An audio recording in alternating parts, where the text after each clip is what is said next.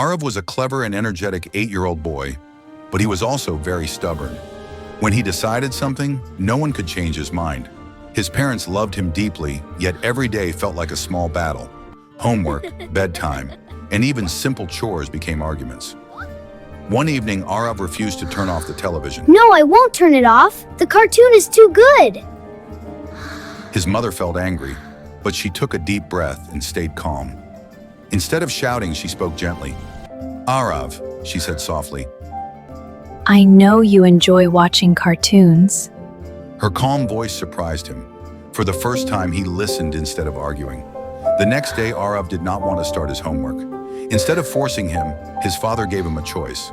You can do your homework now and play later, or play for 10 minutes and then study, he said. Arav felt happy to choose for himself. He picked the second option and finished his homework without complaints. One afternoon, Arav came home from school upset because a friend had teased him. He teased me! He threw his bag on the floor and shouted. Ah! His mother sat beside him and listened quietly.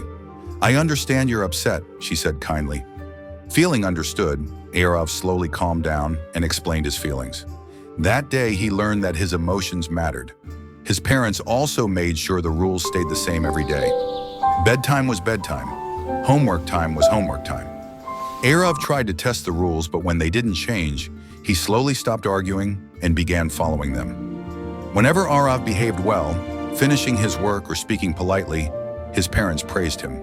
Great job finishing your homework. We're so proud of you. Thanks, Mom and Dad. We're proud of you, they said with smiles. Those words made Arav feel confident and happy. He wanted to behave better again. Over time, Arav's stubbornness changed into determination. He became more cooperative, responsible, and cheerful. His parents learned that patience, understanding, and love were stronger than anger. And Arav learned that listening and cooperation made life happier for everyone.